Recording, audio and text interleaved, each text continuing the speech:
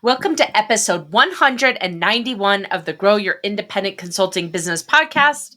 This is Melisa Liberman, and today I'm so excited to share this concept with you.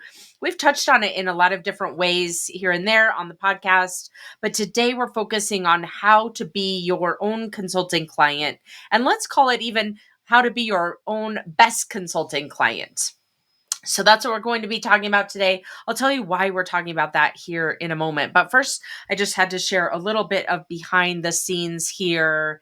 It is Monday morning. My husband and I just came back from a trip to his cousin's wedding and just like trying to reintegrate back in. We have not left our kids alone without at least one of us since my oldest was born. That was 14 years ago. And I know for sure before I had kids, I would say something like that. I would never do something like that. We would never make all of our life about our kids, but apparently I've done it. That's one of those lessons, right? Never say never, because then you end up doing the thing. So anyway, we ended up going on this whirlwind sort of wedding weekend to his cousin's wedding. And now it's Monday morning. We didn't get back until 2 a.m. And it's Monday morning. I've got to record the podcast. And I was just thinking about how easy I've made it to run my business because I have RJ. He is the podcast producer.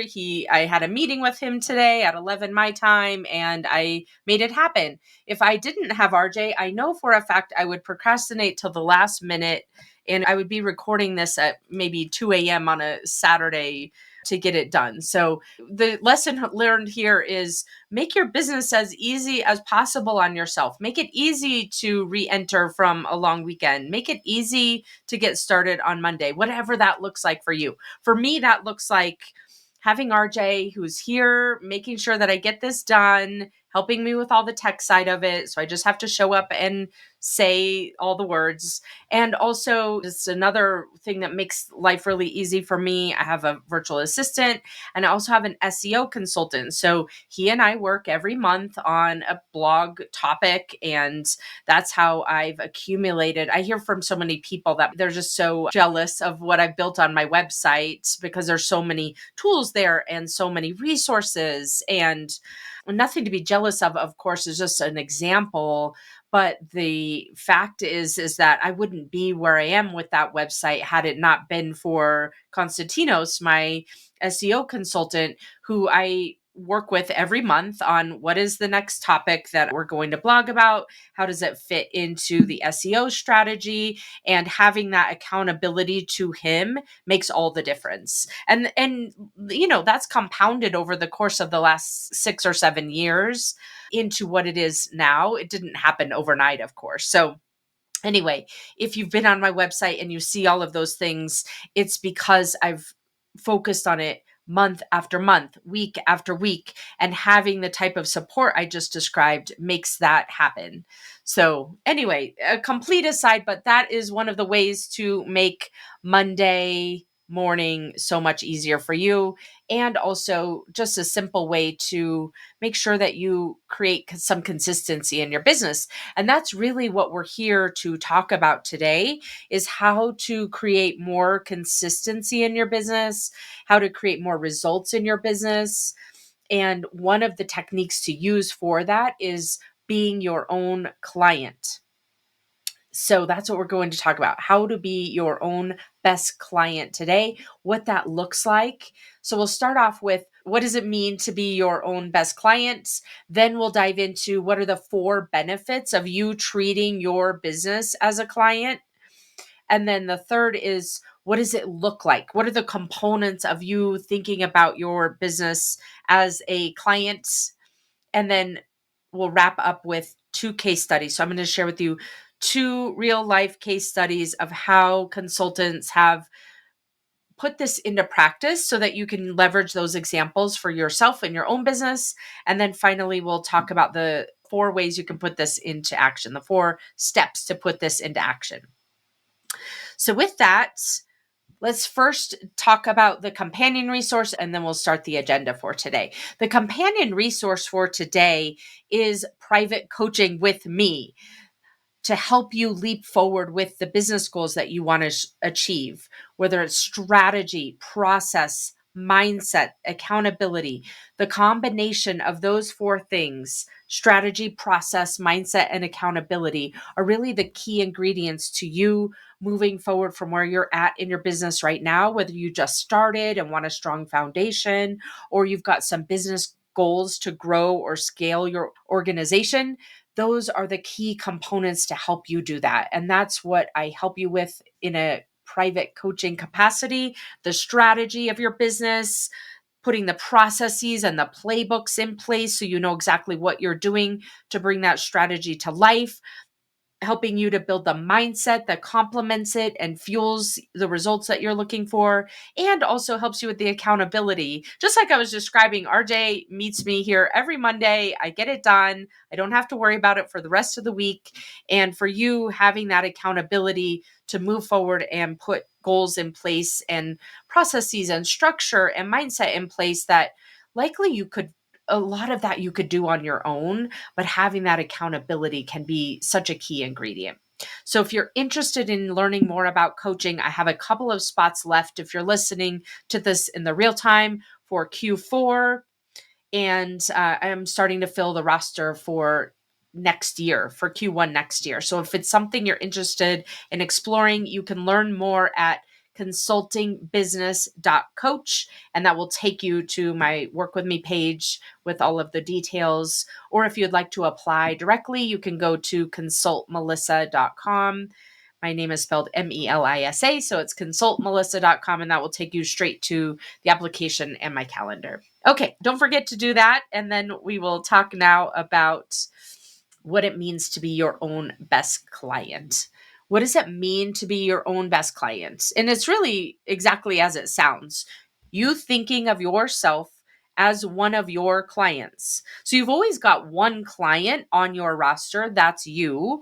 And then when other clients engage you, regardless of the type of engagement, then you're just adding to your roster of clients. So you are always there as your own client. And I always like to think about it that way too, because you're never down to no clients as a consultant. You've always got one, and that's you and your own business.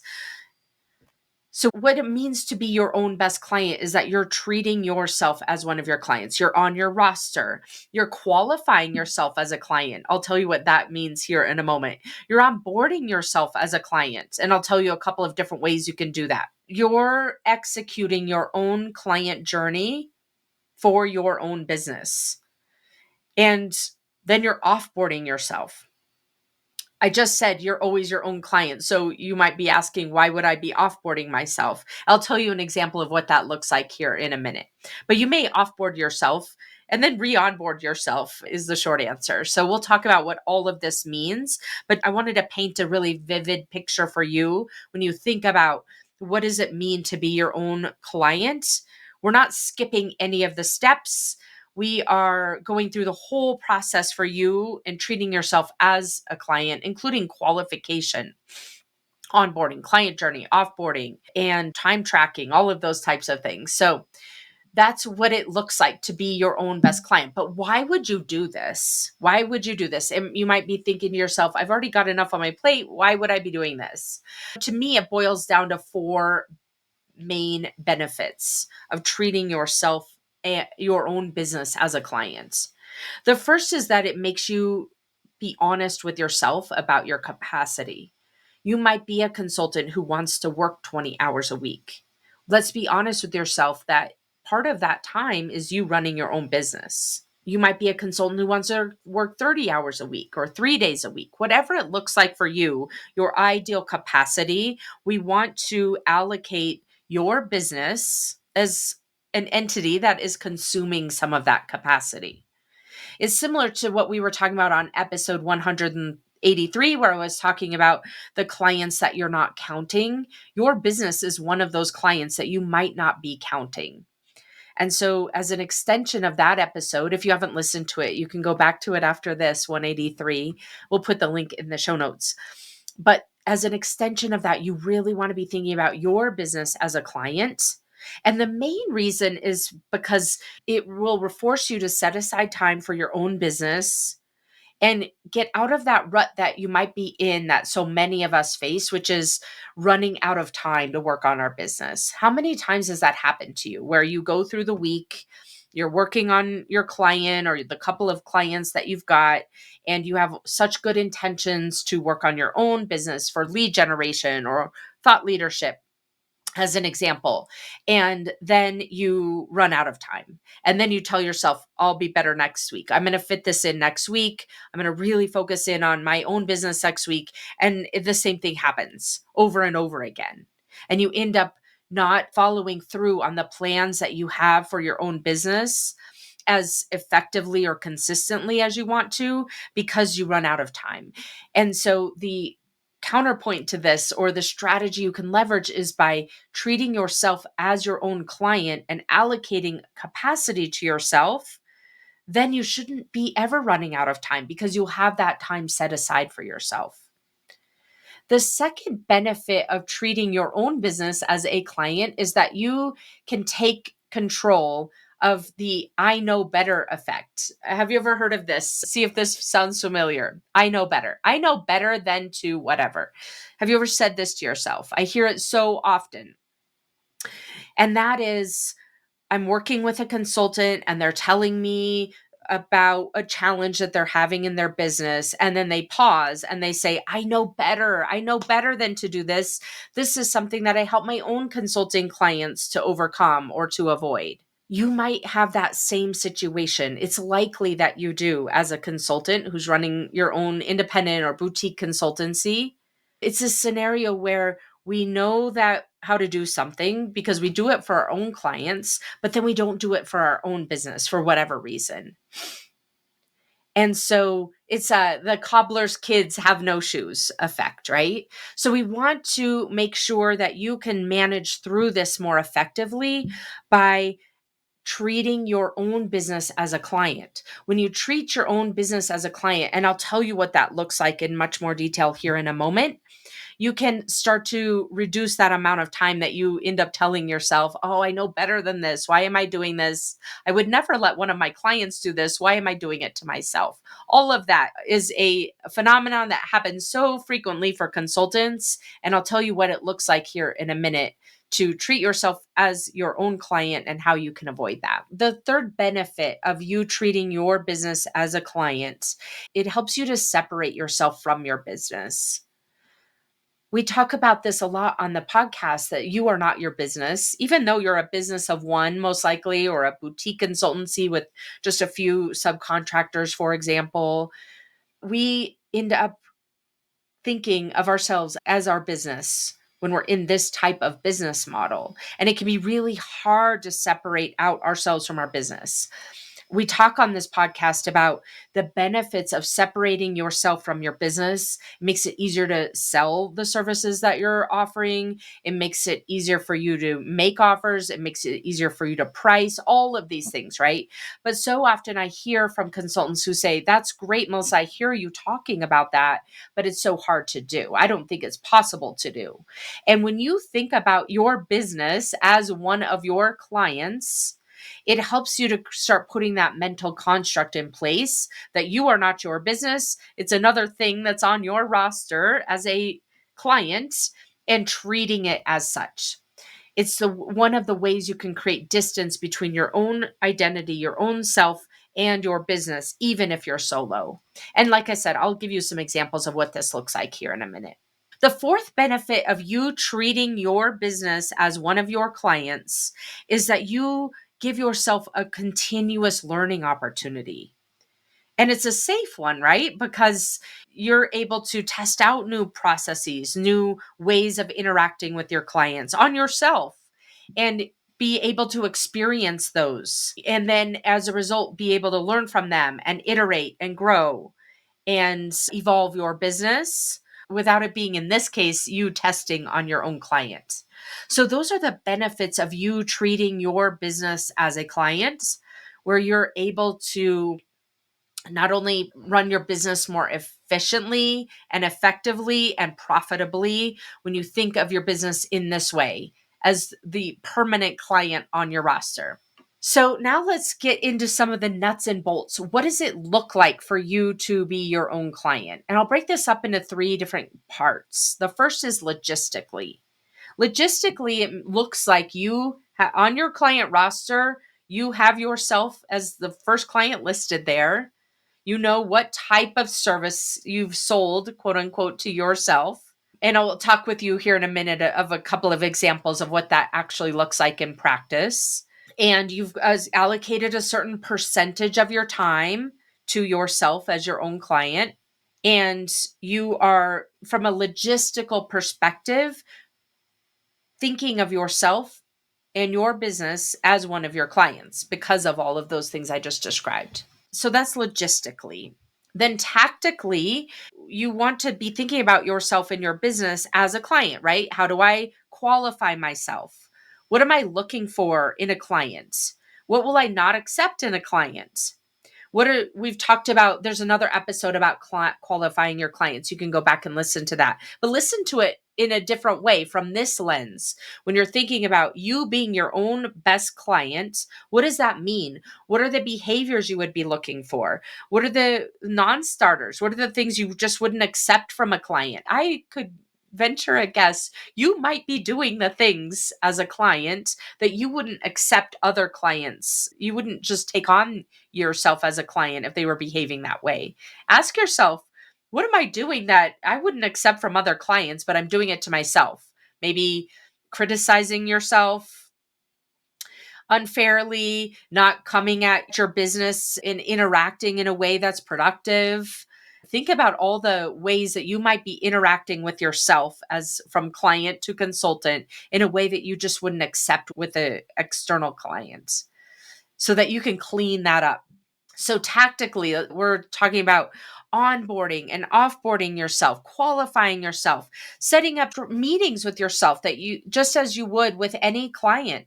It might be strategy type meetings. It might be weekly, more project-based meetings, creating deliverables for yourself. Like really thinking about if you were your own client and you are your own client, as I'm describing to you here today, what would you be expecting from a service perspective? And then put that into place. Give yourself a statement of work, for example.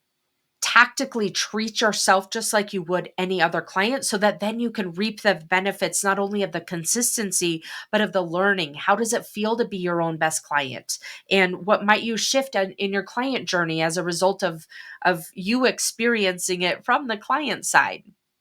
And then the third component of what it looks like to be your own best client is mentally.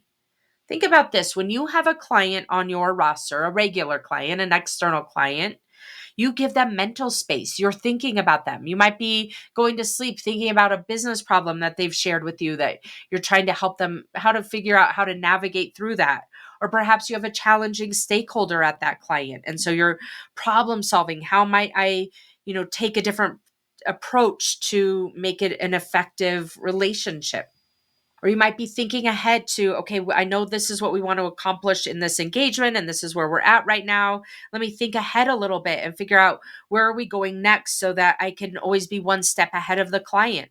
And you might be doing this before you go to sleep at night or in the shower or as you're, walking your dog, whatever it is. You give your own clients mental space to think and problem solve and help them to achieve the goals they're looking for. You want to be doing the same thing for yourself. So oftentimes we get so wrapped up in our client delivery that we end up neglecting our own businesses and that importance of business owner thinking time. And so when you're allocating yourself as one of your clients, then you want to be giving yourself and your business that same type of mental space that you would be giving to one of your clients. So those 3 big components of what it looks like to be your own best client, logistically, tactically, mentally.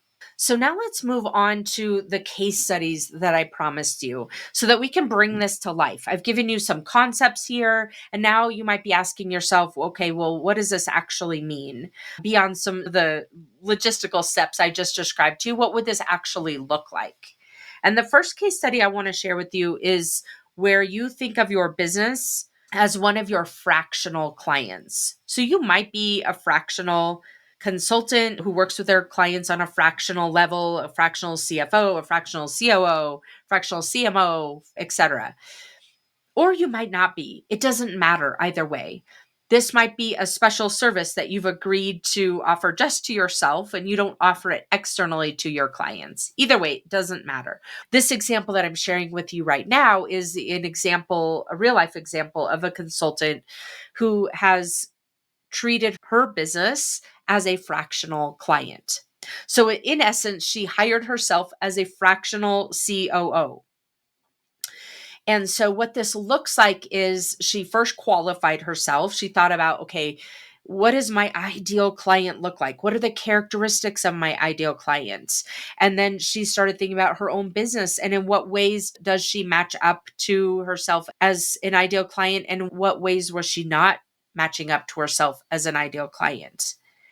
And one of the big things that she found when she was going through that qualification process is that she wasn't working consistently on her business. She was working with her clients, but not consistently on her business. And she just wouldn't have ever accepted a client who wasn't fully dedicated to the engagement or fully on board with the engagement that she was undertaking. And so she made that commitment to herself to say, okay, as my own best client, I am going to be fully committed to this for the next 6 months.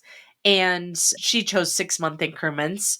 And at the same time, I'm going to expect myself, as putting my consultant hat on, that I will treat this seriously for the next 6 months and be my own fractional COO.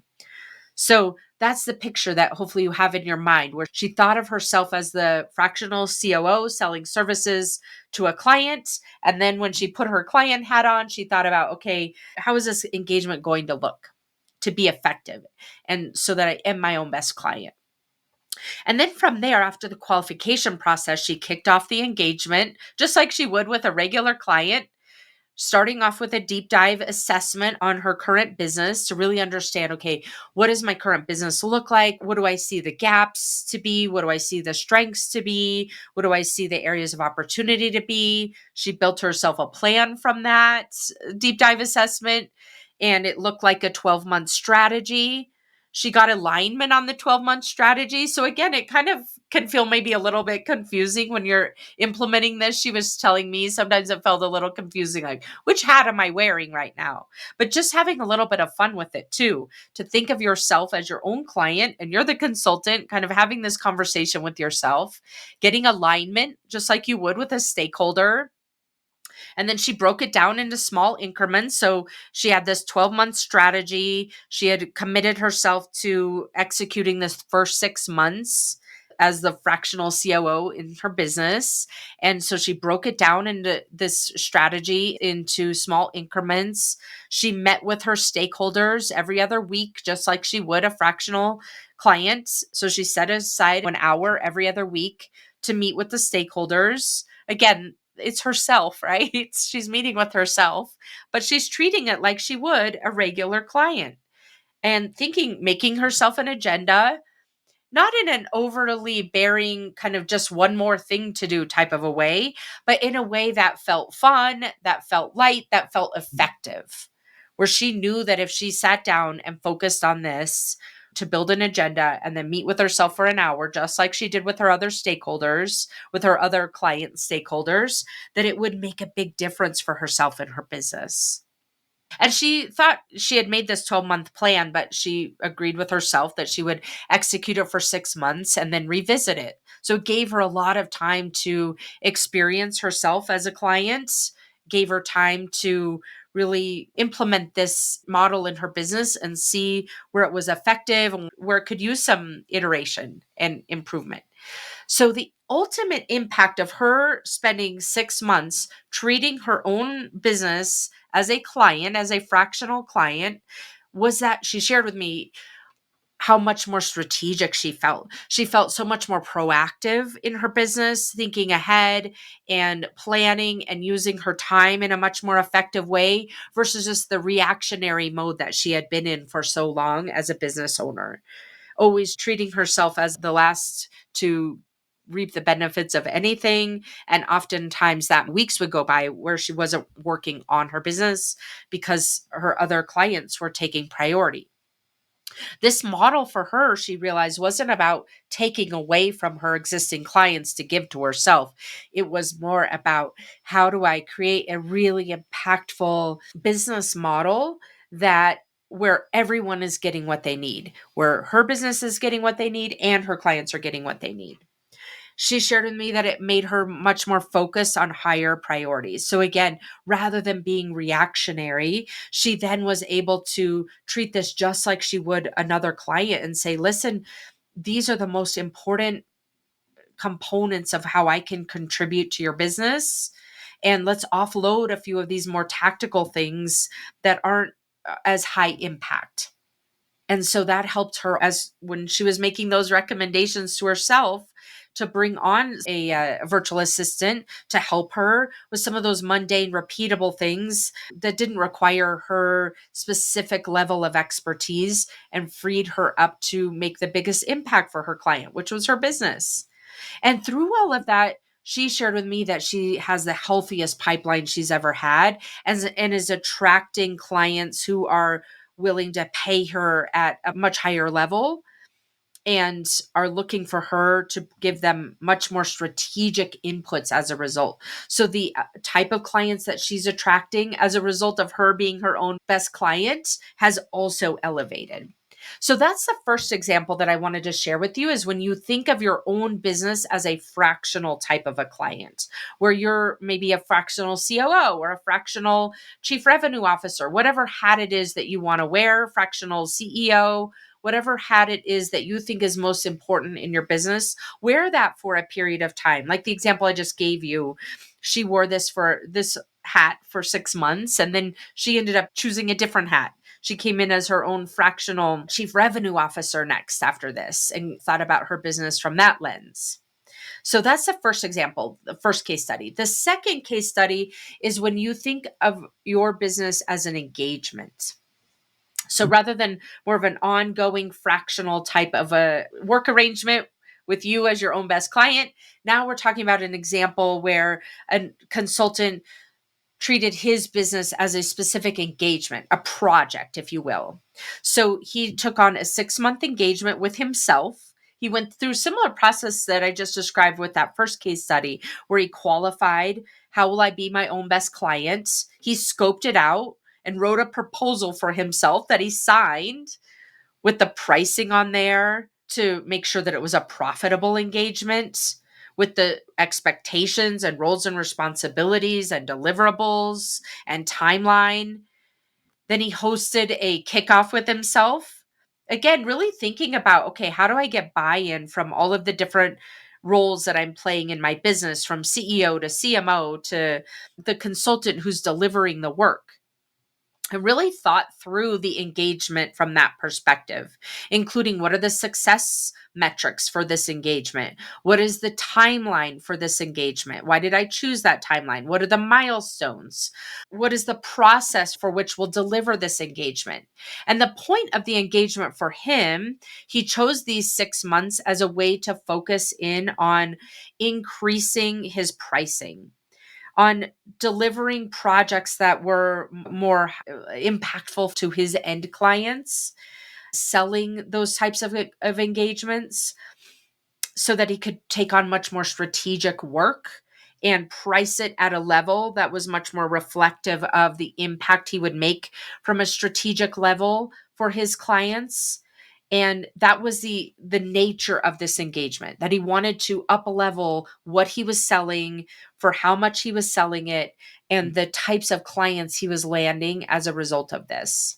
So that was the nature of the engagement that he sold to himself. And he onboarded himself as a new project. He met with himself weekly, just like he would any other client. He kept track of his milestones in a simple status report every week against the overall project engagement criteria, and went through this process for 6 months with himself, treating himself as his own client, noticing where he was thinking to himself, okay, had said to himself so many times before this, I know better. I know better to do that than to do this. I would never treat a client in this way, that I treat my business in this way. And he stopped doing all of that. He started creating a lot more alignment between the way he was treating himself in his own business and the way he was treating in the same way that he treated his clients. The same amount of thought process going into it, the same amount of effort, the same amount of thinking about them in his downtime, really getting to the place where he was treating himself on an equal footing to the way that he treated his own external clients. And so the impact of this after this 6-month engagement with himself to uplevel what he was selling and for how much he was selling it and the types of clients he was attracting is that he was able to build a pipeline with these much different type of clients who weren't looking for him to be as much of an extra set of hands as they were looking for him to come in and help them to figure out strategy. So by doing this for himself and being his own best client, his own first client in that regard, then his client roster and his pipeline started to reflect the same thing. He was able to increase his pricing as a result of this. And he was also able to improve the tools that he was using for delivery because he was testing them out on his own business and seeing what worked and what didn't work and what was missing. And as a result, improved his own client journey as well.